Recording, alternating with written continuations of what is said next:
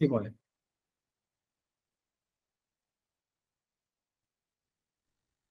चली गया थी सर। मैं नहीं हूँ, क्या हुआ? पीडीएफ जो मैंने नहीं भेजा नहीं है कुछ नहीं। ओपन करके रख लेना। चलिए जी शुरू करते हैं क्लास को। वैसे हम पढ़ाने वाले हैं आप लोगों को कोनिक सेक्शन, लेकिन आप लोगों ने पूछा है डाउट, है ना? यस सर, हमारा तो काम है पूछना।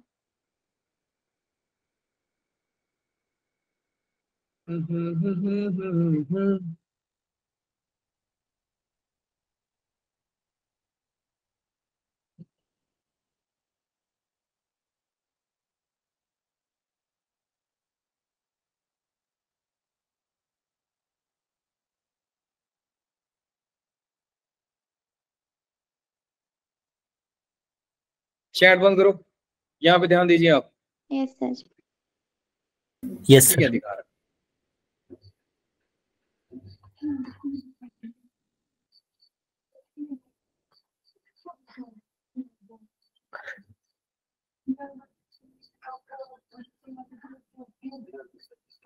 अरे भैया कनेक्ट हो जाओ।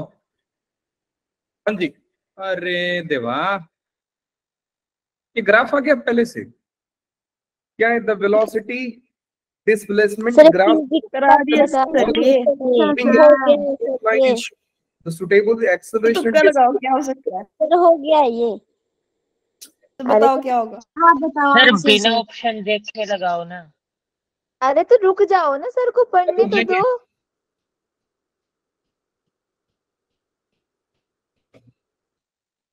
स्ट्रेट लाइन है, वेलोसिटी डिस्प्लेसमेंट दिया है। इज्जत का सवाल है।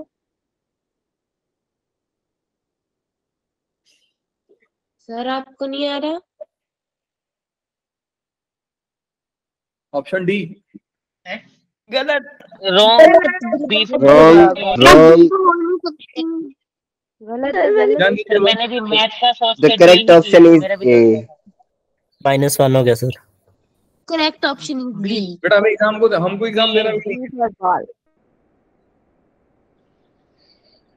सर पर आपको तो फिजिक्स बहुत पसंद थी, क्या हुआ आप? बिल्कुल नहीं आती है। सर आपका पसंद फेवरेट और विषय पसंद था। सर ये बता पसंद दो। होने में आने में फर्क है। सर ये बता सर दो। केमिस्ट्री मत देखो, आप वैसे भाग जाओगे। सर ये डायग्राम वाला बता दो। सर केमिस्ट्री देख के हो रहे हैं, that is done for the day. पहले वाला का आंसर डी है केमिस्ट्री में। कौन सा ठीक है। पहला वाला? देखा नहीं क्वेश्चन। आइए जरा शुरू रुको करते सर हैं। मैं देख कर आता हूँ। हम बस जरा ये हाँ जी। ठीक है। कौन सा क्वेश्चन बोला था आपने? Question number 35। ये आप लोगों से नहीं हुआ, बहुत मार हो खाओगे गया यार। था मेरा। मेरा हो गया था सर। ये नहीं हुआ। मेरे को भी पहले लगा लिमिट का सवाल है ये लेन देख करके, लेकिन इंटीग्रेशन का सवाल है। कोई ना, मैं हिंट दे देता हूँ। वैसे ये आना चाहिए था यार, इतना टफ तो दिख नहीं रहा है। ln pi minus ln 2, ln पाई ये तो हो माइनस गया था सर। ln पाई बाई 2 मान ln पाई अपॉन 2। इसको ln पाई बाई 2 लिख लेते हैं। रुक जाइए जरा, ध्यान से देख लीजिए। ऊपर वाला ln पाई है। ओ ln लिमिट से लग रहा है e पावर x को टी पुट कर देंगे। e power x 1 minus cos, ये तो लिमिट हिंट दे रहा था आपको यार। e पावर x को टी पुट कर दीजिए, क्योंकि e पावर x को टी पुट करेंगे ना तो x का वैल्यू ln t हो जाएगा, वो कन्वर्ट हो जाएगा कैंसिल हो जाएंगे। 2e का पावर x डिवाइड बाई 3। तो एक काम करते हैं, e पावर x नहीं, हम पूरा ही टी पुट कर देते हैं। 2e पावर x बाई 3 को कर दीजिए टी पुट। उसके बाद e power x is equal to हो जाएगा 3t बाई 2, और डिफरेंशिएट कर देंगे तो e power x is equal to 3/2 dt। रही बात लिमिट चेंज करने की, तो चलिए लिमिट चेंज करके देख लेते हैं कितना हो रहा है। तो e पावर x का वैल्यू है 3t/2। इसका मतलब कि अगर मैं यहां से x निकालने की कोशिश करूं तो हो जाएगा x is equal to ln 3t/2 ना। यहां हम कर क्यों रहे हैं? हमको तो t का लिमिट चाहिए ना, तो x का डायरेक्टली रख देते हैं। तो x का वैल्यू रखिए बेटा यहाँ पे, सिंपल सा प्रॉपर्टी लगेगा कि अगर x का वैल्यू, ध्यान से देखिएगा, कि अगर मैं x का वैल्यू रख दूं ln पाई, तो t जो हो जाएगा वो हो जाएगा 2e का पावर x, और x है आपका ln पाई बाई 2 बाई 3 है, सो 2 पाई बाई 3 हो गया यहाँ पे, है ना। और उसके बाद आप सिमिलरली रख दीजिए ln पाई बाई 2, तो बेटा जी ये हो जाएगा 2 और e का पावर ln पाई बाई 2, मैं जानबूझ करके पूरा लिख रहा हूं, नहीं तो सुबह सुबह चालू हो जाएगा आप लोगों का। 2 बाई 3 पाई बाई 2, 2 कट गया, pi by 3, so pi by 3 से लेकर के इंटीग्रल दे रहा हूं, सॉल्व कर लीजिएगा। सो ये कन्वर्ट हो रहा है बेटा जी आपका पाई बाई 3 से लेकर के 2 पाई बाई 3 तक, बोले तो 60 से लेकर के 120 तक डेफिनेट इंटीग्रल है। आप देखिएगा ठीक से खुलना चाहिए ये। e पावर x जो है वो है 3/2 dt, तो 3/2 में बाहर ले लिया, ऊपर में dt आ गया, नीचे में 1 माइनस कॉस टी आ गया। 1 माइनस कॉस टी का डायरेक्ट फॉर्मूला आप लोगों को मालूम है, कितना होता है बेटा लोग? Sine 2 sin square theta 2 sin square 2 sin square 3 sin square t by 2। Yes sir. तो मिला जुला करके मैं ऐसा लिख दूं 3/2 इंटीग्रल पाई बाई 3, और ये हो गया 2 pi by 3 1/2 1/2 sine square t by 2 dt। 2 से 2 ऊपर मत कैंसिल मत कर दीजिएगा, 3/4 बाहर आ जाएगा, कॉस स्क्वायर t बाई 2 का इंटीग्रेशन निकाल दीजिएगा, कहानी का। अब इसके बाद भी अगर नहीं हो रहा है, कांग्रेचुलेशन, बिल्कुल सही जा रहे हैं। जीपीके ऊपर पानी में डूब के मर मैं ये बार बार जीकेपी क्यों लिख देता सर हूँ? आपने गलत लिख दिया। सर क्योंकि आप हमेशा जी क्वेश्चन से लिखेगा। तैयार है। घर पर करें। शॉर्ट फॉर्म भी। अब इसके बाद क्या सवाल था? 36 यस सर। कि नहीं हुआ आप लोगों से? नहीं, बिल्कुल नहीं। होना चाहिए था वैसे। ये क्वेश्चन तो यार आसान से भी आसान लग रहा है। Suppose for every integer n, ठीक है, वैल्यू दिया n से लेकर के n+1, n से n+1, एक ऊपर, मतलब यहाँ पे कोई फंक्शन है, हमने उसको इंटीग्रेट किया, लिमिट दे दिया। मान लीजिए कि मेरा इंटीग्रल, देखो सपोज कर लेते हैं, वैसे हमको आइडिया नहीं है कि सर फंक्शन क्या है, कि भाई साहब ने दिया है तो हम दे देते हैं। इन्होंने दिया है कि अगर आप f ऑफ x को इंटीग्रेट करते हैं और लिमिट आप n से लेकर के n+1, मतलब 2 कंसेक्यूटिव नंबर्स, क्योंकि इंटीजर n है तो कंसेक्यूटिव ही हो जाएगा। अगर हम लिमिट पुट करें तो n² आंसर आता है। मान लेते हैं कि अगर मैं f ऑफ x का इंटीग्रेशन करता हूं तो कैपिटल F ऑफ x आता है, बहुत ही खूबसूरत से। और लिमिट हमने दे दिया n से लेकर के n+1 तक, तो ये आपका आ गया n²। बात समझ में आ गई? लिमिट रख दीजिए, आपको दिया f of n+1 minus f of n is equal to n²। Simple, ये आपका इक्वेशन आ गया। ऊपर वाले में देख लेते हैं। अब ये -2 से लेकर के 4 तक कंसेक्यूटिव लग नहीं रहा है, तो एक काम करते हैं, इसको कंसेक्यूटिव बना देते हैं, ब्रेक कर देते हैं इसको। सर आपको आइडिया कैसे आ रहा है बेटा? ये लिमिट देख करके आइडिया आ रहा है दिमाग में, तो हम इसको तोड़ देते हैं। तोड़ करके पैटर्न पे लिख देंगे। बेसिकली कोई इंटीग्रल का सवाल लग नहीं रहा है, तो आप अगर इंटीजर लिखेंगे तो एक बात समझिएगा, अगर मैं इसको ऐसा लिख दूं बेटा -2 से लेकर के -1 और f ऑफ x लिख दूं, इससे मिलाते जाइएगा आप, तो कितने बच्चे समझ पा रहे हैं कि सर -2 से लेकर के -1 में आंसर कितना आएगा?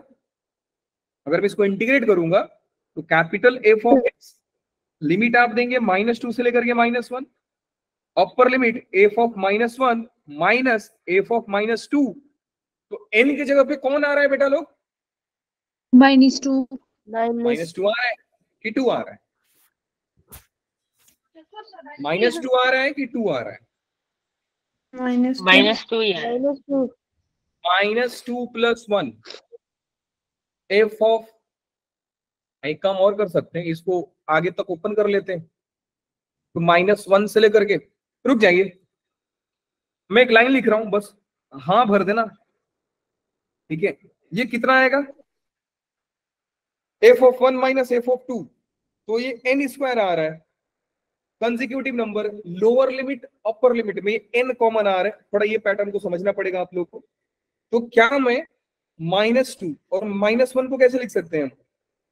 2 - 1 लिख सकते हैं? नहीं, 1 तो प्लस में है, 1 - 2 1 - 2 लिख सकते हैं ना।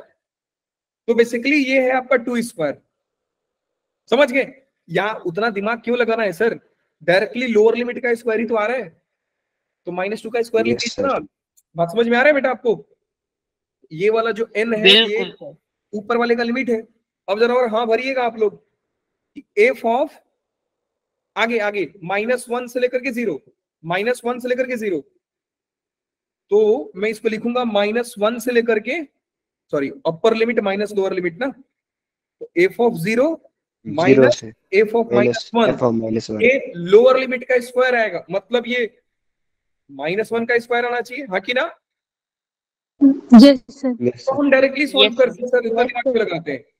-2 से 1 में -2 का स्क्वायर, फिर -1 से 0 में -1 का स्क्वायर, 0 से 1 में 1 का स्क्वायर, फिर 1 से 2 में 2 का स्क्वायर, 2 से 3 में 3 का स्क्वायर, और 3 से 4 तक जा रहा है 4 का स्क्वायर। हो गया, खत्म कहानी। ऐड कर लेते हैं यार, उतना बड़ा तो आंसर भी नहीं आ रहा है।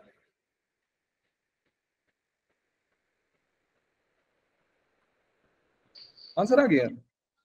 0 का स्क्वायर, नो फिर सर, 1 का स्क्वायर, फिर 2 का स्क्वायर, फिर 3 का स्क्वायर, फिर 4 का स्क्वायर नहीं 4 का आएगा। स्क्वायर ही 16 हो जाता है। वो नहीं आएगा 4 का स्क्वायर। रुकिए रुकिए रुकिए, कैंसिल करके देख लेते हैं। रुक जाइए, हम पूरा लिख ही लेते हैं। 9 minus upper limit minus lower limit, तो आगे जाऊंगा तो 0 से लेकर के 1 आएगा। ये हो जाएगा सर एफ 19 ऑफ, आया आंसर, ठीक बोल रही है यामिनी। रुक जाओ, क्या बोल रहे हो आप? सर दरअसल 4 का स्क्वायर नहीं आना था ना, 4 अपर लिमिट में आ गया ना, हम तो लोअर का ही ले रहे हैं स्क्वायर, समझे? रुक जाइए देख लेते हैं। हाँ बात तो सही बोला आपने, 4 का क्यों ही जाएगा, 3 से लेकर 3 का स्क्वायर आना चाहिए था। Yes sir. फिर भी 27 तो वही हो गया ना। नहीं, कैसे 3 का स्क्वायर 9 होता है, नहीं ना 27 तो ना सर होता है। अच्छा क्यों देवा, ओवरऑल हाँ मतलब ये आना चाहिए आंसर ना, कि हम ले रहे हैं सर -2 का स्क्वायर 4, फिर -1 का स्क्वायर 1, तो -2 से 1, -1 से 0, 0 से 1 में 0 का स्क्वायर 0, फिर 1 से 2 में 1 का स्क्वायर 1, फिर 2 से 3 में 2 का स्क्वायर 4, फिर 3 से 4 में 3 का स्क्वायर 9। आ रहा है 9 4 13 17 18 19, ये आ गया। Yes sir. सर एक सच बात बोलूं, मेरा भी ये मैंने सेम इसी तरीके से किया था, पर आंसर मार्क नहीं किया, मेरे को डर लग रहा था मेरा गलत होगा। अरे देवा, सर अब ये कॉन्फिडेंस, मेरा 16 नंबर का क्वेश्चन है जो मैंने नहीं किया था, 4 क्वेश्चन हो गए ऐसे। कॉन्फिडेंस नहीं है, कॉन्फिडेंस नहीं होता है इसका मतलब प्रैक्टिस कम कर रहे हैं आप। ये पता नहीं इंटीग्रेशन क्यों लगा के दिया है, बिल्कुल लॉजिक ही नहीं समझा, डराने के लिए दिया गया ऑब्वियसली, और कुछ नहीं। और कौन सा क्वेश्चन था? ये वाला, ये थोड़ा ठीक लग रहा है, सॉल्व कर लेते हैं। वैसे एक बात तो पक्का है कि हम एक्स स्क्वायर को रखेंगे टी, ये तो आप लोग भी रखे रहोगे। लग तो रहा है सर आपको कैसे समझ में आया? कैसे समझ में आया देवा? ऐसे समझ में आया, 0 से इन्फिनिटी है, ई एक्स का पावर 2n + 1 में आप x को 2n रखिए, इनटू में x रखिए, फिर e का पावर -x² dx। आप लोग को मालूम रहेगा, अगर कोई फंक्शन और उसका डेरिवेटिव दिख जाए तो put function equal to t, तो हम पुट कर देंगे x² = t, 2x dx = dt। इसका मतलब x dx = dt/2, limit change करना रह गया, तो 0 से इन्फिनिटी लिमिट जाएगा। जब x का 0 रखेंगे तो 0 का स्क्वायर 0, इन्फिनिटी का स्क्वायर तो सर बहुत बड़ा इन्फिनिटी, तो आप इतना बड़ा इन्फिनिटी लिख दीजिएगा, रहेगा तो इन्फिनिटी ही ना। ये हो जाएगा 0 से लेकर के इन्फिनिटी, x का पावर 2n मतलब t का पावर n हो जाएगा, फिर x dx तो 1/2 dt यहाँ पे आ गया, और एक्स स्क्वायर को हमने रखा है टी, तो ये हो गया ई का पावर टी। Wow, wow. एक गाना याद आ रहा है, मालूम है क्या? सर कौन सा? क्या? अभी तो बोल रहे थे मैं गाने नहीं सुनता है। मेरे को बताओ बस, कौन सा फॉर्मूला लग रहा है सर? क्या इसका हमने शॉर्ट ट्रिक में पढ़ा है क्या? Something like exponential algebraic trigonometry हाँ, पढ़ा तो है। है हम लोगों ने। एन फैक्टोरियल ही बन जाएगा, e power t into n factorial. E का पावर टी इंटू टी का पावर एन, इसका इंटीग्रल क्या होगा? एक का डेरिवेटिव लेते हैं और दूसरे को इंटीग्रेट करते हैं, तो डेरिवेटिव लेते लेते वो फैक्टोरियल बन जाएगा। परफेक्ट। एक चीज जानते हैं बेटा, कि जब आप डिफरेंशिएट करते हैं ना, तो एक्चुअली फैक्टोरियल ही आता है। शायद आप इन चीजों को ऑब्जर्व करेंगे तो आपको मालूम पड़ेगा। वैसे ऐसी सारी चीजें आएंगे घूम फिर करके, मैं जानबूझ करके, ये बोला जाता है टेलर सीरीज आएगा कि हम सीक्वेंस सीरीज को सम को इंटीग्रेशन में करके दिखा दिए, अब आपको हम दिखाएंगे, आएगा टाइम तो डिफरेंशिएट करके दिखाएंगे। तो बेसिकली मैं सिखाना ये चाह रहा हूं बेटा आपको, कि जब आप x पावर 3 को डिफरेंशिएट करते हैं तो होता है 3x स्क्वायर प्लस, उसके बाद आता है कितना होता है 6x प्लस में 6, यही होता है। हाँ जी। Yes yes sir.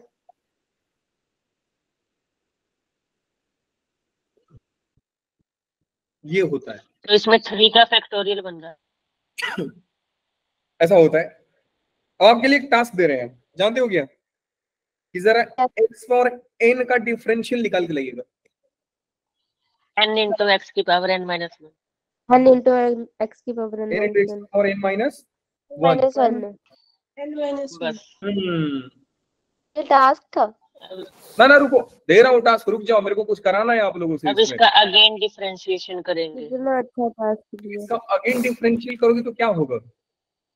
n into n की power n minus n square minus n x की power n minus 2 power n minus 2 n minus 1 x का minus 2 n square minus n लिख रहा है। आप ये भाई, अरे देवा थम जरा, एक चीज दिखाने की कोशिश कर रहा हूँ।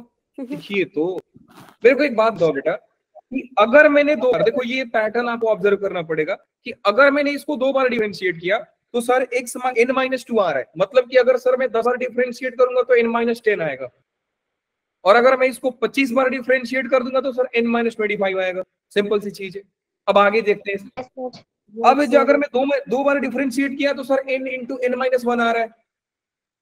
अगर मैं 3 बार डिफरेंशिएट करता हूं sir n minus 1 n minus 2 आता। अगर मैं देखो मतलब बात समझ रहे हैं आप? n अपॉन n माइनस 1 है, ये पावर से जितना डिफरेंशिएट कर रहे हैं सर उतना ही पे जाकर रुक जा रहा है, एक पीछे रुक रहा है। अब एक बात बताओ, कि अगर मैं x पावर n को n टाइम्स डिफरेंशिएट कर दूं, n टाइम्स डिफरेंशिएट कर दूं, तो n minus 1 n minus 2 n minus 3 कहां तक जाएगा वैसे? इन्फिनिटी तक। ना ना ना ना बिल्कुल नहीं, 1 तक जाएगा। सॉरी देवा फैक्टोरियल हम इन्फिनिटी नहीं लेते हैं, 1 तक जाता है, 1 तक। तो यही आपका होमवर्क है कि पैटर्न ऑब्जर्व करके लाइए कितना होता है। तो आपका टास्क यही है कि अगर x पावर n को हम n टाइम डिफरेंशिएट करें, कहीं से हिंट नहीं लेना है, डिफरेंशिएट करेंगे आपको लॉजिक पता चल जाएगा। आपके हिंट के लिए मैं एक स्टेप और आगे लिख सकता हूं,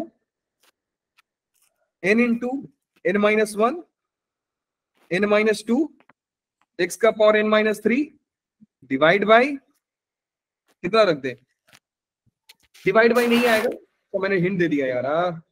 ठीक है, आपका काम बेटा यही है कि आप इसको पसंद करके लाइए कि ये क्या फैक्टोरियल बनेगा। मतलब जो डिवाइड में लिखा हूं बेटा, यहीं पे ये के लिखा है कि सर फैक्टोरियल तो आएगा, ये तो पक्की बात है, लेकिन कहां तक जाएगा कहां तक नहीं जाएगा सर हम नहीं जानते। आप कुछ कर लाइए, आपका काम यही है। बात समझ में आ गई? Yes sir. No sir, divide का क्या चक्कर था? डिवाइड बताया नहीं, बता वही दिया तो सोचना है हमने। बता दें आपको वो भी सर ने पूछने गलती नहीं बता बताया दो सर, सर। आपको सुनिए ध्यान से। सोचने। अरे देवा थाम जरा, मान लीजिए बेटा ये है 5 × 4 × 3 और मेरे दिमाग में आ रहा है कि सर इसको फैक्टोरियल बनाना है, तो बेटा जानते हो क्या करूंगा मैं? इनटू में 2 × 1 करूंगा और डिवाइड में 2 × 1 करूंगा। ऊपर में हो जाएगा 5 फैक्टोरियल और नीचे में हो जाएगा 2 फैक्टोरियल। तो ये डिवाइड का चक्कर है। तो यही चीज यहाँ पे कुछ बनेगा और आंसर आएगा आपका। बात समझ में आ गई? Yes sir. यस केशव, बिल्कुल आ गए सर। हाँ ये याद भी रखना, ये एक टूल है जो हम करते हैं फैक्टोरियल बनाने के लिए। जो टर्म मिसिंग है उसको मल्टीप्लाई डिवाइड करके बैलेंस करके फैक्टोरियल बना देते हैं। ठीक है जी? हाँ जी। और कोई दिक्कत? हाँ सर ये बता दो सर, ये बता दो ना सर।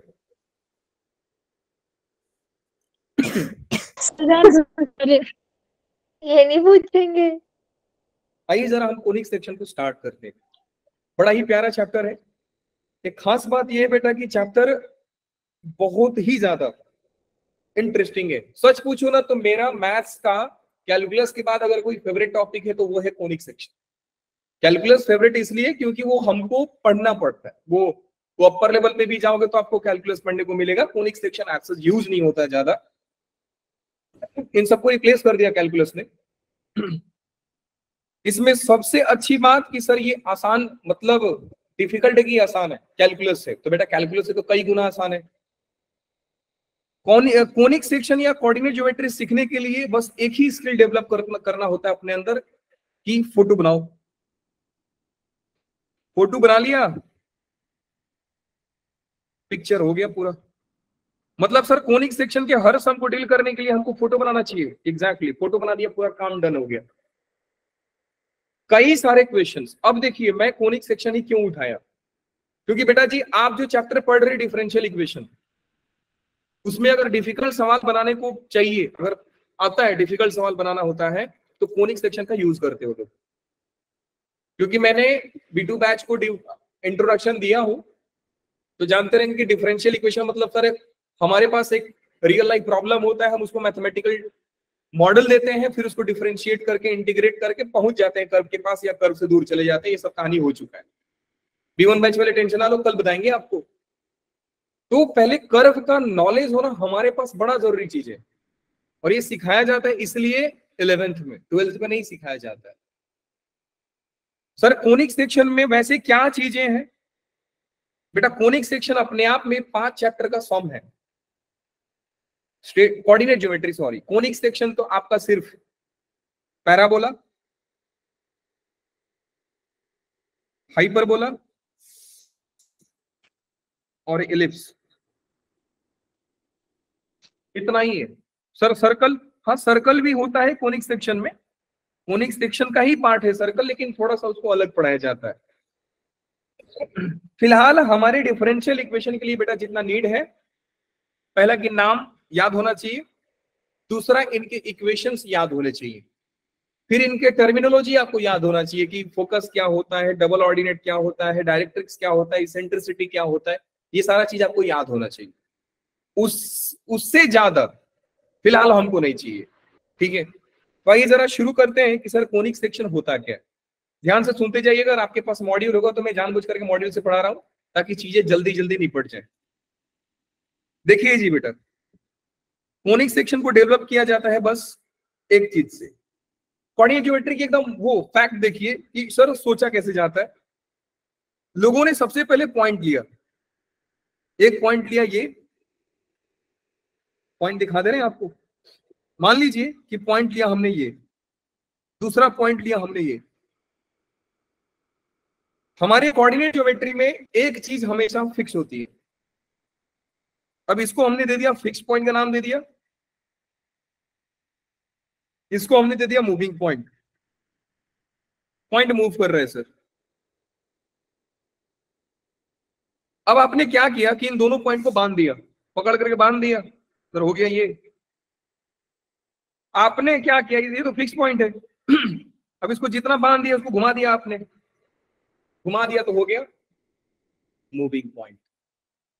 अब 2-3 चीजें और सब सीखिए, क्योंकि ये पहला पॉइंट इसका ये था, तो हम कोऑर्डिनेट ज्योमेट्री में डिनोट करते हैं कि सर ये x1 है और y1 है। x का पहला इनिशियल पॉइंट कहां पे था, पहला कहां पे था सर? मान लीजिए कि ये चेंज होकर के कुछ यहां चला गया, ऐसा है, मान लीजिए ऐसा चला आया, दूसरी बार यहां पे आ गया, तो हम लिखेंगे सर x2, y2। अब इसके लिए आपके दिमाग में एक चीज आएगा, क्या आएगा सर? कि तो सर फिर हम इसको घुमाते जाएंगे तो सर हम तो इनफाइनाइट पॉइंट पे रोक सकते हैं। हाँ बिल्कुल सही बात है बेटा, आप रोक सकते हैं इनफाइनाइट पॉइंट पे। तो सर आपके पास कुछ ऐसा नोटेशन है जो एक ही बार में सारे पॉइंट को रिप्रेजेंट कर दे? जैसे आपने बोला पहला पॉइंट, तो आपके पास नोटेशन था x1 y1। आपने बोला दूसरा पॉइंट, तो मेरे पास नोटेशन था x2 y2। सिमिलरली अगर मैं बोलूंगा बेटा थर्ड पॉइंट, तो हो जाएगा x3 y3। अगर मैं बोलूं सर सारा पॉइंट बताइए, तो उसके लिए नोटेशन यूज किया जाता है xn x, y, xn नहीं x, y। बात समझ में आ गई बेटा? इसलिए आप जितना भी इक्वेशन देखोगे कोऑर्डिनेट, मेरी आवाज आ रही है कि नहीं? Yes, Yes, sir. sir. आ रही है। तो इसलिए आप कोऑर्डिनेट ज्योमेट्री में या कोई भी कर्व का इक्वेशन देखते हैं तो बेटा x और y के टर्म से लिखा हुआ रहता है। जैसे मैं अगर सर्कल का ही एग्जांपल लूं तो लिखा जाएगा x² + y² = r²। ये हो गया सर जी हमारा, ये ओरिजिन वाला है सर्कल। तो अगर ये सर्कल को पहला क्या बना रहेगा, x1 y1 बना रहेगा, दूसरी बार क्या बना रहेगा सर, x2 y2 बना रहेगा। अब पूरे सर्कल का इक्वेशन लिखना है तो आप x y से रिप्लेस कर देंगे। बात समझ में आ गई बेटा जी कि नहीं आई? Yes, sir. Yes, sir. आ गई। वैसे प्रूफ वगैरह कैसे होता है ये तो आप लोग जानते ही रहोगे, जानते हो कि नहीं? बताओ बताओ। नहीं सर। सर रिपीट कर, आपने क्या पूछा? हाँ जी, सर क्या पूछा पहले? Proof. प्रूफ इसका वगैरह तो जानते जो रहोगे कि नहीं? क्वेश्चन मैं आपसे पूछने वाला था वो भी आपने ड्रा कर दिया। कि सर्कल कैसे बना? नहीं, मैं पूछने वाला था कि अगर एक फिक्स पॉइंट एक मूविंग पॉइंट है तो फिक्स पॉइंट और मूविंग पॉइंट के बीच का डिस्टेंस तो हमेशा सेम रहेगा। मतलब वो एक पार्टिकुलर उसके अंदर ही मूव कर पा रहा है एक पॉइंट, तो हम उससे डिफरेंट शेप्स कैसे बना सकते हैं? शेप्स इनफैक्ट की उसका डिस्टेंस फिक्स पॉइंट से मैं ज्यादा दूर करना चाहता हूँ, पर जब हम एक पॉइंट को मूव करेंगे तो उसका डिस्टेंस तो सेम रहेगा ना, जैसे यहाँ सर्कल में मूव करा रहे हो, तो वो मैं दूर कैसे लेके जाऊँ? ये था मेरा सवाल। पिक्चर अभी बाकी है दोस्त। ओके ओके, सवाल आपका जेन्युइन है, पिक्चर बाकी है, मैं पहले पूछ लिया आपको, ठीक है?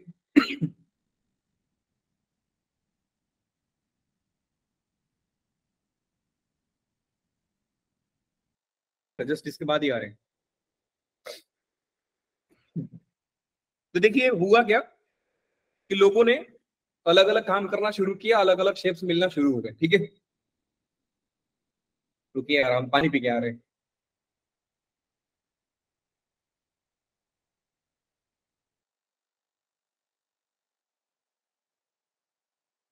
पहली बार गए सर आज जैसे पानी पीने।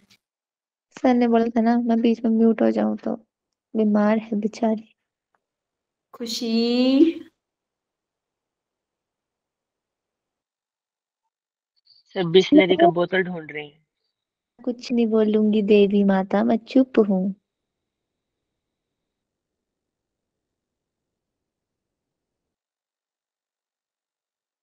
इतना सुनहरा मौका मिला है अवंतिका को चुप कराने का।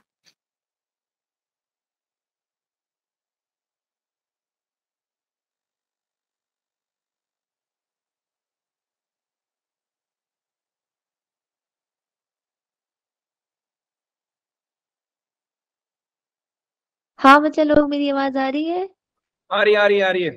सॉरी, वो हमारा दोष नहीं है, मौसम का दोष है और कुछ नहीं। ठीक है जी, तो चलिए शुरू करते हैं। तो अब देखिए बेटा, अभी तक हमारे पिक्चर में सिर्फ दो लोग थे, वो क्या था कि हमने एक पॉइंट को फिक्स किया, एक पॉइंट को पकड़ लिया, पकड़ के हमने क्या किया, डिस्टेंस फिक्स करके घुमा दिया, घुमाया तो हमको मिल गया सर्कल। Yes sir. अब लोगों ने एक और काम किया, बोला कि सुनिए इधर आइए, आपके पास कितने पॉइंट थे? तो हमने बोला 2। तो बोला लो हम देते हैं आपको 2। अब की बार पिक्चर में एक और काम आया, उन्होंने बोला कि आप लाइन लीजिए इस बार। अब इस लाइन के रिस्पेक्ट में एक पॉइंट लीजिए, ध्यान से सुनिएगा। लाइन लिया, फिर हमने एक पॉइंट यहां पे फिक्स कर दिया। फिर हमने बोला कि आप एक पॉइंट कहीं पे भी ले लो, जैसे केशव ने बोला कि सर हम पॉइंट कहीं पे भी ले रहे हैं, ले लो। ले लिया उन्होंने, मान लिया कि यहां पे ले लिया पॉइंट। पॉइंट लेकर के इसका नाम दिया उन्होंने पॉइंट पी है। तो मान लीजिए ये है आपका मूविंग पॉइंट, ये है आपका लाइन। चलिए स्टैंडर्ड नोटेशन यूज करते हैं, ठीक है। स्टैंडर्ड नोटेशन होता है, अभी फिलहाल के लिए मैं एक काम करता हूं, कुछ भी ले लेता हूं। ये हो गया मान लीजिए एम, इस पॉइंट को हमने नाम दे दिया पी, और इस लाइन को हमने दे दिया एल। पी से पॉइंट जो कि फिक्स है, एम से पॉइंट जो कि मूविंग है, और एल से लाइन जो कि मेरा फिक्स है। अब हमने क्या किया, बोला कि बेटा घुमाइए, ऐसा घुमाना है आपको कि distance of am from the line L and distance of am from the point P, ये हमेशा एक कांस्टेंट रेशियो देते हैं, क्योंकि इन दोनों का बेटा क्या है, डिस्टेंस ही तो है। और डिस्टेंस होता क्या है, मैग्नीट्यूड होता है। तो डिवाइड करोगे तो एक नंबर ही मिलेगा आपको, हर बार सेम नंबर मिलेगा, कोई गारंटी नहीं है सर। तो सर कितना मिलेगा?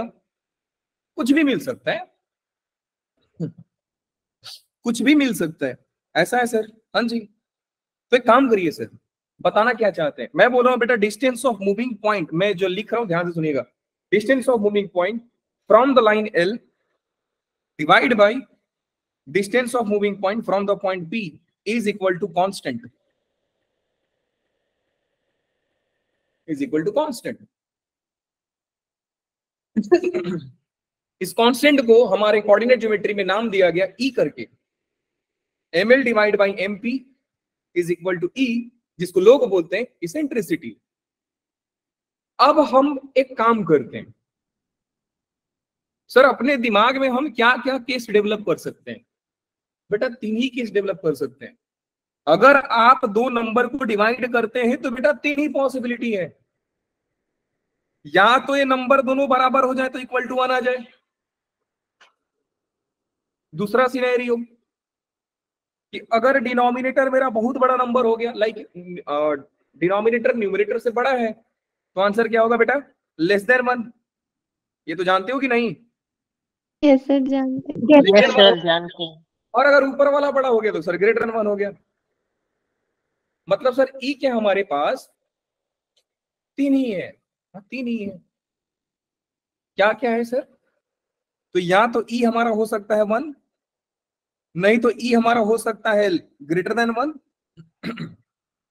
नहीं तो ई हमारा हो सकता है लेस देन 1। लेकिन लेस देन 1 बोलना गलत है, हमको 0 से बड़ा रखना पड़ेगा। रीजन क्या है सर? सर आप ले रहे हैं रेशियो ऑफ डिस्टेंस। जब आप लिखते हैं ई लेस देन 1 तो हमारे लिए -2 -3 -4 भी आ जाते हैं, लेकिन क्या ये रेशियो बेटा कभी नेगेटिव होगा? कभी नहीं होगा सर, ये तो डिस्टेंस है। तो हमको बताना पड़ेगा कि sir E when E lies between 0 से लेकर के 1 तक। ये 3 केस पॉसिबल है। बात समझ में आई बेटा? इसी 3 केस में एक आपका पैराबोला मिलता है, दूसरा आपका हाइपरबोला मिलता है, और तीसरा आपका इलिप्स मिलता है।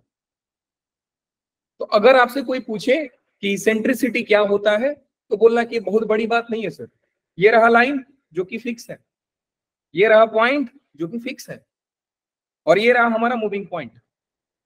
हम इसको घुमाते जाते हैं और हमारा शेप बनते जाता है। क्या ये बात क्लियर है बेटा लोग? Yes yes sir. Sir. Yes sir.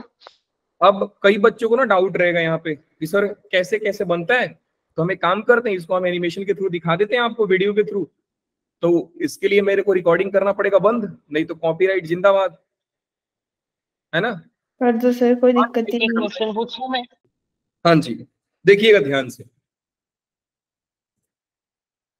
अब जो आपने देखा है, the fixed point is called focus. कौन सा पॉइंट? जो बेटा हमने पी नाम दिया था, यहाँ पे फोकस को एस नाम दिया गया है। पी मतलब मूविंग पॉइंट, एम मतलब फिक्स्ड लाइन। तो ये हमारा जो है, ये हमारा फिक्स्ड लाइन। फिक्स्ड लाइन को क्या बोला जाता है बेटा लोग? डायरेक्ट्रिक्स बोला जाता है। फिक्स्ड पॉइंट को क्या बोला जाता है? फोकस बोला जाता है। और ये हमारा रहा मूविंग पॉइंट। इनका एज सच कोई नाम नहीं है, हम इनको मूविंग पॉइंट ही बोल देते हैं। बात समझ में आ गई आप लोगों को ये चीज? अब देखिए, यही बिल्कुल sir. PS divide by PM, यही आपका कोनिक सेक्शन को फॉर्म करने में सबसे ज्यादा रोल करता है। अगर ये रेशियो ना बनेगा एक कांस्टेंट, ध्यान से समझिएगा, अगर हर बार ये रेशियो अलग अलग आ रहा है तो शेप को हम डिटरमाइन नहीं कर सकते।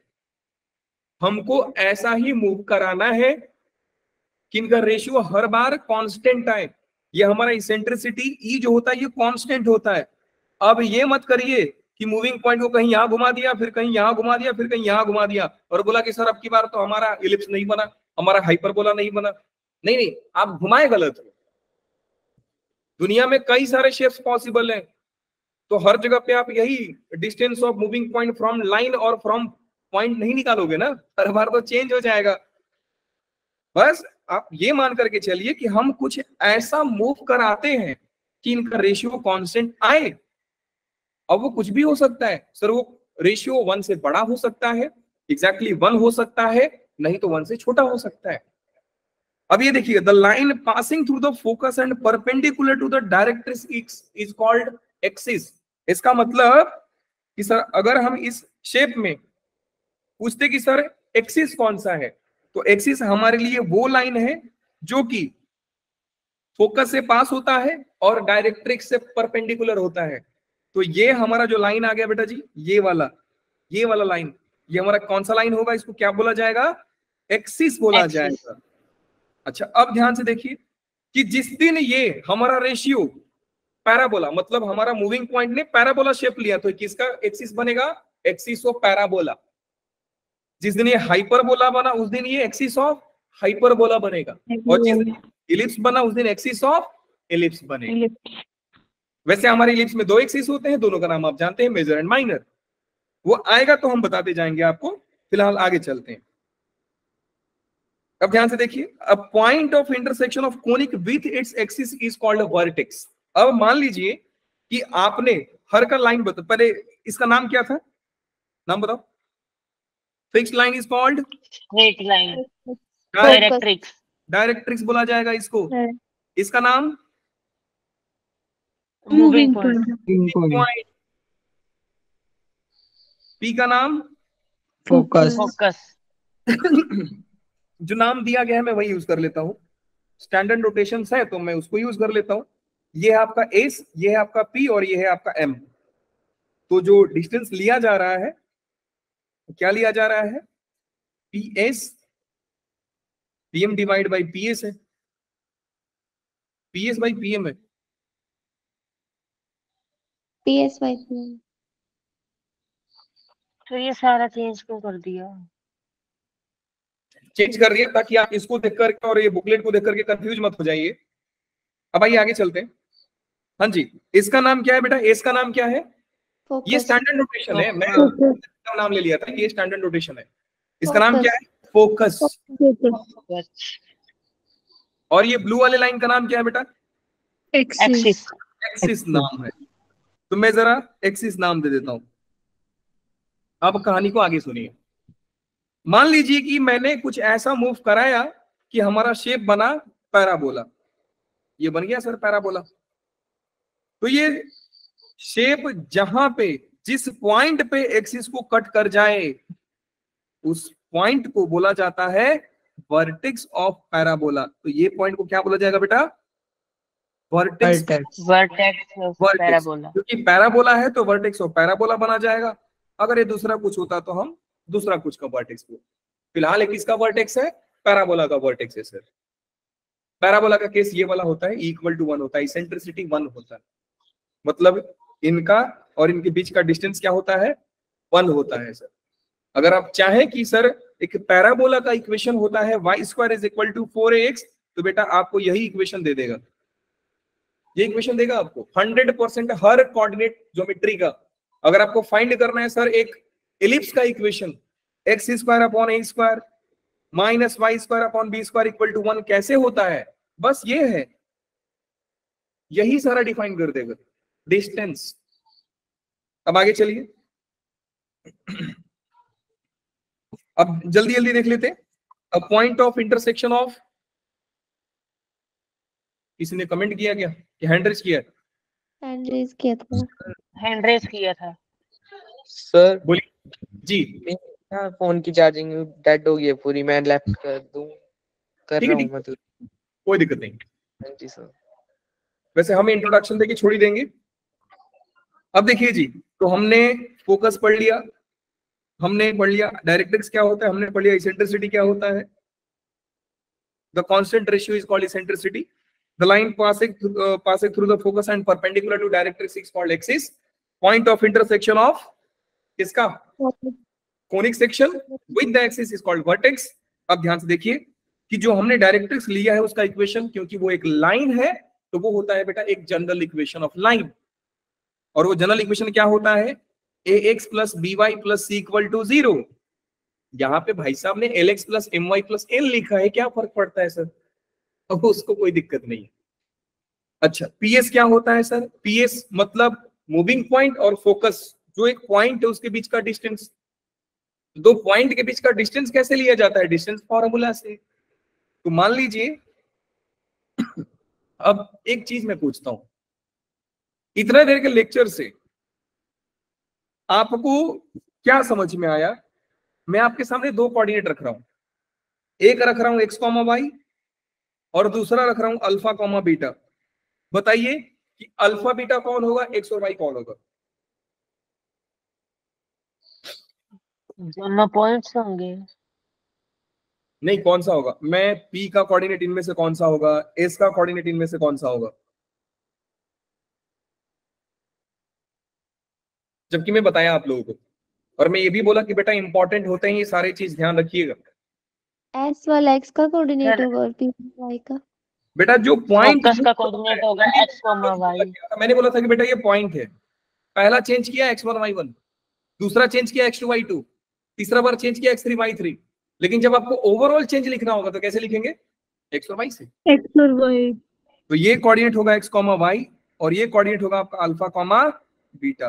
याद रखिए कि हम जनरल पॉइंट को x, y से ही दिखाते हैं। और x, y है क्या सर, वो कर्व के ऊपर सारे पॉइंट हैं, सारे पॉइंट। अब यहां से आपके दिमाग में एक चीज क्लियर कर रहा हूं कि मान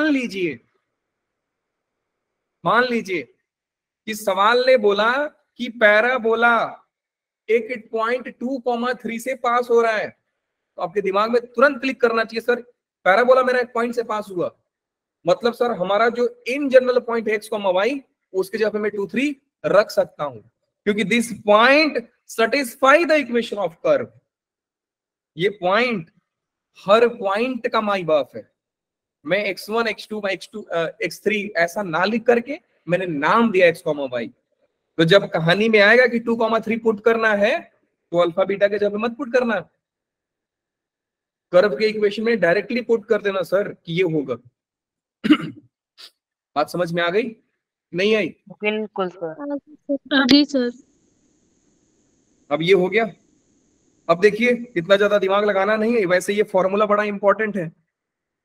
ये कौन सा फॉर्मूला है?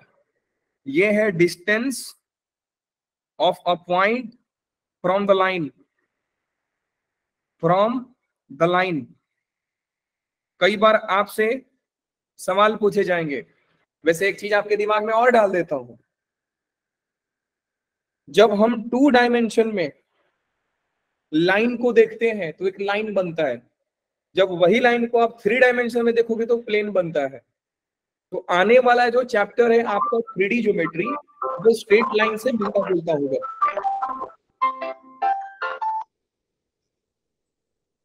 आपका बज रहा है क्या सर? नहीं, सन्नी का अलार्म बज रहा है। हमेशा साइलेंट मोड पे रहता है। गुड मॉर्निंग तनिका। अलार्म नहीं बज रहा, फोन बज रहा है। जल्दी से। अब देखिए बेटा जी, फोन करते हैं बीच में। ध्यान से। मैंने अगर सवाल ये पूछा आपसे कि बेटा ये रहा लाइन, जिस लाइन का इक्वेशन में लिख रहा हूं 2x + 3y + 4 = 0, और मैंने बोला कि ये रहा एक पॉइंट, और वो पॉइंट है आपका ये, जरा बताओ कि ये पॉइंट और लाइन के बीच का डिस्टेंस कितना है। तो आप बोलोगे डिस्टेंस कितना है, हाँ ये डिस्टेंस p है। कितना डिस्टेंस है? p डिस्टेंस है या d डिस्टेंस है? डिस्टेंस d है सर। तो d कितना है? d है, पहले इस पॉइंट मैं कोऑर्डिनेट लिख दूं जरा इस पॉइंट का। मान लीजिए 1, -2 है, और क्या 1, -2। क्या करेंगे आप? कुछ नहीं करना है, उठा करके यहां पे पटक दीजिए आप, तो डिस्टेंस हो जाएगा आप लोगों का। पॉइंट को x और y की जगह रखना होता है और कुछ नहीं। मॉड ऑफ 2 × 1 + 3 × -2 + 4 डिवाइड बाय क्या? डिवाइड बाय 2 का स्क्वायर + 3 का स्क्वायर। x और y के कोएफिशिएंट का स्क्वायर होता है। 2 का स्क्वायर + 3 का स्क्वायर, जितना आएगा वो उतना। अब ये हमारा 2D ज्योमेट्री का सवाल है, लेकिन अगर यही जब हम 3D ज्योमेट्री में पढ़ेंगे तो आपसे ये नहीं पूछा जाएगा बेटा लाइन और पॉइंट के बीच का डिस्टेंस बताइए। आपसे बोलेगा देखो भैया ये है आपका प्लेन, वही जो आकाश में उड़ाते हैं, ये आपका प्लेन, और ये रहा आपका पॉइंट। अब बताओ जरा डिस्टेंस कितना होगा। लो जी, ये बताइए जरा डिस्टेंस कितना होगा। तो आप उस टाइम भी बोलेंगे कि डिस्टेंस तो d होगा सर। आप आगे बोलिए, हमने तो बोल दिया सर डिस्टेंस d होगा। तो आपके सामने कुछ और डेटा दिए जाएंगे कि प्लेन का इक्वेशन है 2x + 3y + 4z + 3 = 0। अब आपके दिमाग में एक पिक्चर आना चाहिए कि सर अगर मैं लाइन के इक्वेशन में खाली z को इंक्लूड कर दिया तो इक्वेशन ऑफ प्लेन रिप्रेजेंट करता है। मतलब अगर मैं एक लाइन को 3 डायमेंशन में देखता हूं तो एक प्लेन नजर आता है। एग्जैक्टली बेटा, ये आपको क्या दिख रहा है अभी? लाइन। लेकिन अगर मैं इसका डायमेंशन चेंज करूंगा तो क्या दिखेगा? प्लेन। लाइन है क्या सर? 2 डायमेंशनल फिगर है। प्लेन क्या है सर? लाइन को 3D में देखिए प्लेन दिखता है। मतलब सर फॉर्मूला सेम है। हाँ फॉर्मूला सेम है। मान लीजिए कि इस बार भी आपका कोऑर्डिनेट है 1, -2, तो इस बार भी वही रहेगा डिस्टेंस आपका। d = क्या रखेंगे बेटा? वैसे हम बात कर रहे हैं 2 - 1। अगर हम बात कर रहे हैं 3D का तो पॉइंट भी 3D में देखोगे आप। 1, 3 ले लेते हैं तो ये हो जाएगा बेटा 2, 1 + 3, 2 + 4, 3 + 3 और divide by x, y, z।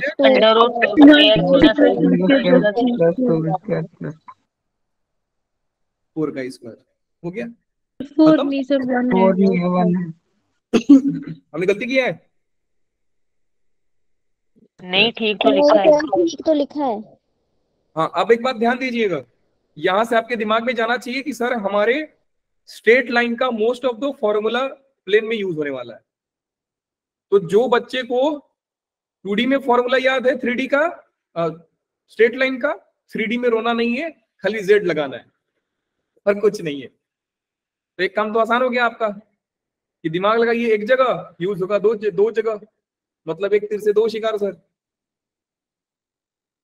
ठीक है, अब देखिए ये सब बताने में हम बिल्कुल इंटरेस्टेड नहीं है। एनिमेशन से देख लीजिएगा, काम आपका आसान हो जाएगा।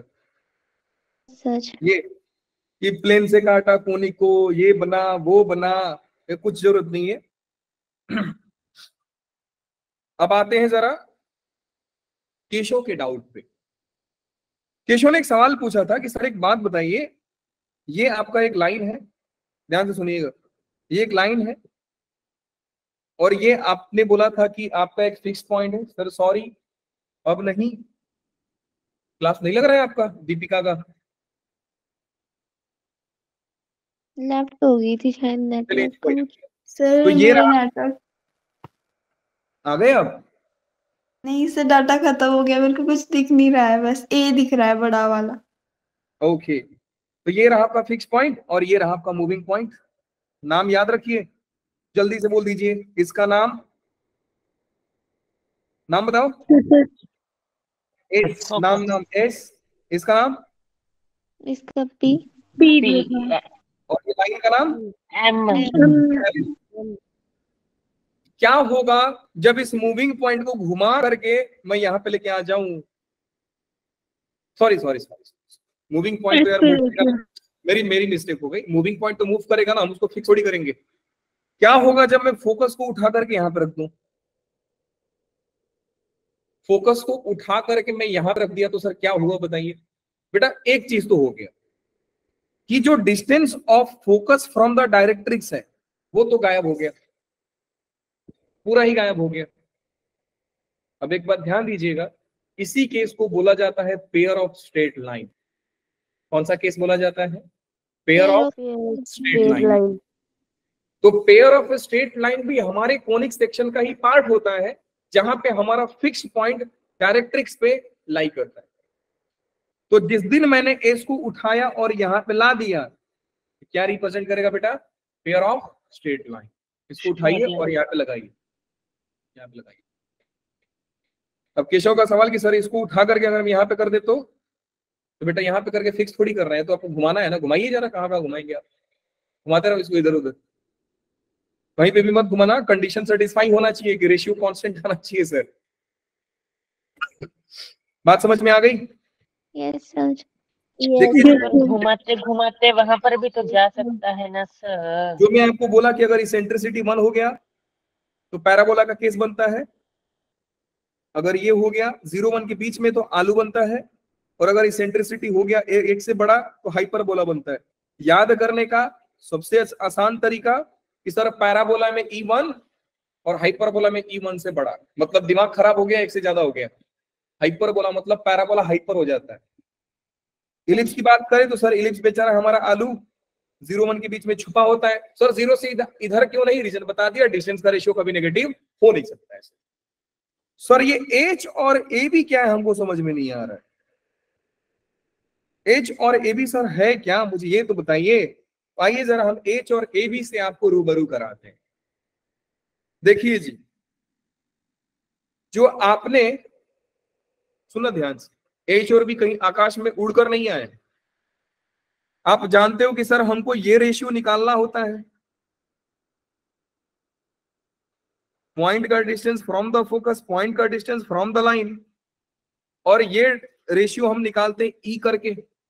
तो सर जिस दिन हम इसको क्रॉस मल्टीप्लाई करेंगे EPM आएगा। तो सर पॉइंट का डिस्टेंस फ्रॉम द फोकस ये हमारा सर रहा ये वाला, और मूविंग पॉइंट का distance from the directrix sir ये रहा। मतलब सर ये पार्टी को और ये पार्टी को इक्वेट करना है। इक्वेट कैसे करेंगे सर? बेटा सबसे पहला काम स्क्वायरिंग कर दीजिए, दोनों साइड से रूट गायब। स्क्वायरिंग करेंगे तो कुछ ये मिल जाएगा, दिख रहा है ना आपको? इधर से रूट हट जाएगा, ये भाई साहब का स्क्वायर आ जाएगा, इधर से रूट हट गया तो एल स्क्वायर एम स्क्वायर का मल्टीप्लाई इधर, तो आपको कुछ इक्वेशन मिलेगा ये। इस इक्वेशन को सॉल्व करते हैं तो बहुत लंबा चौड़ा इक्वेशन आता है, क्योंकि आप जानते हो कि सर इसको स्क्वायर करो, फिर इसको स्क्वायर करो, फिर एल स्क्वायर एम स्क्वायर से मल्टीप्लाई करो, फिर ये a प्लस बी प्लस सी के होल स्क्वायर से खुलेगा। इतना अक्ल तो आ रहा है सर कि यहां से हमारा एक्स स्क्वायर आएगा। अब एक्स स्क्वायर का मल्टीप्लाई यहां से भी हमारा एक्स स्क्वायर आएगा, a square plus b square plus c square plus 2ab plus 2bc plus 2ca formula में। तो इधर से भी एक्स स्क्वायर आ रहा है, इधर से भी एक्स स्क्वायर आ रहा है, हम दोनों को कॉमन लेंगे सर, उनका जो भी कोएफिशिएंट आएगा उसका नाम है a। सर एक्स वाई का टर्म कहां से आएगा बेटा? यहां से 2ab मतलब 2lxmy, यहां पे वाई स्क्वायर कहां पे आएगा बेटा? यहां से वाई स्क्वायर आएगा, और बी स्क्वायर, यहां से वाई स्क्वायर आएगा। इनके कोएफिशिएंट को नाम दिया गया बी। 2px यहां से, 2qy यहां से, px x और y के कोएफिशिएंट यहां से, और ये कांस्टेंट भी आएगा एक, तो कांस्टेंट को मिला लिया तो ये बना। तो H और B में, AB में आपको कंफ्यूज नहीं होना है, इसलिए ये इतना लंबा चौड़ा डेरिवेशन कराया भी नहीं जाता है, डायरेक्टली बता दिया जाता है। ये रहा आपका x square plus 2hxy plus b square by square plus 2gx plus 2fy। Sir हम इसको लिखेंगे कैसे? तो बेटा लिखने का बहुत आसान तरीका, ध्यान से देखिएगा। हम लिखते हैं एक्स स्क्वायर, फिर हम लिखते हैं वाई स्क्वायर, फिर हम, वैसे याद तो हो ही जाना चाहिए, बहुत बड़ी बात तो है नहीं।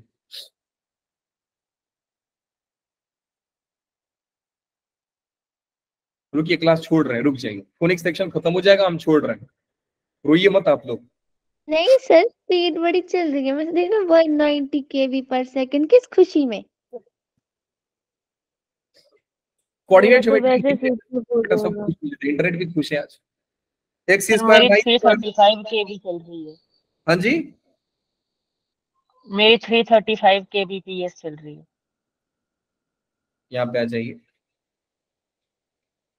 X square y square x y, अब इसके आगे कोएफिशिएंट लगा दीजिए।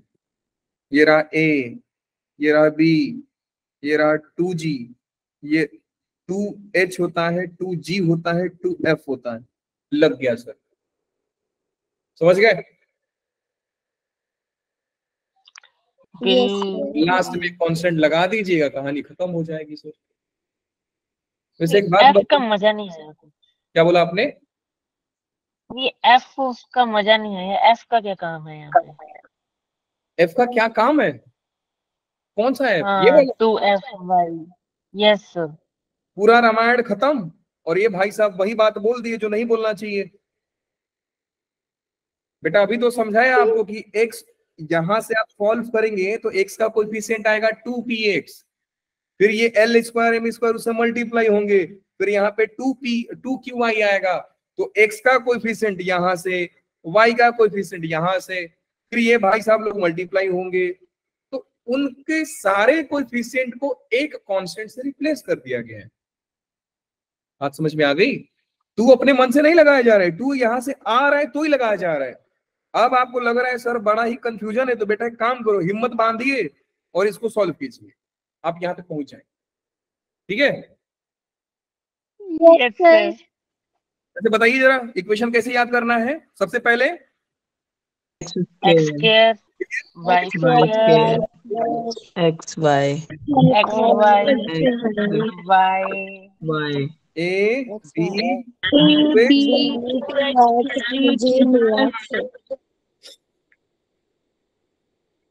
हो गया, प्लस प्लस लगा दीजिए, 0, ये हो गया आपका। अब यही कंडीशंस हैं, हम पैराबोला शुरू करेंगे। एक बार ये याद कर लीजिएगा। आप लोग को एक काम दे रहा हूं, जरा ये पता करके आइएगा कि ये किस हिसाब से सर लिख रहा है, क्या सोच के लिखा है, इमेजिनरी हो जाएगा, ये हो जाएगा, वो हो जाएगा, बस इतना दिमाग लगा कर आइएगा आप। सर ये कैसे हुआ, ये आपका टास्क है, कैसे हुआ। Thank you sir. और एक टास्क और दे दे, सर ये कैसे आया ये भी पता करिएगा। Yes sir. कोऑर्डिनेट ज्योमेट्री में जब तक आप फोटो के पीछे भागेंगे नहीं, मजा नहीं आएगा। आई होप कम से कम टर्म तो आपको याद हो गए ना? Yes sir. बिल्कुल सर। नाम से ही लोग भागते हैं कोऑर्डिनेट ज्योमेट्री में, काम तो बेचारे लोग नहीं देखते हैं, नाम से भाग जाते। सॉरी सेंट्रिसिटी नहीं बनेगा सर, छोड़ो जाओ। सर लैटस रेक्टम, सर ये तो पक्का नहीं बनेगा सर। और डेफिनेट डिफरेंशियल इक्वेशन इसका फायदा उठा लेता है, रुला देता है, जानबूझ के कर्व दे देगा। सर एक बात पूछे? पूछिए। हंसना मत।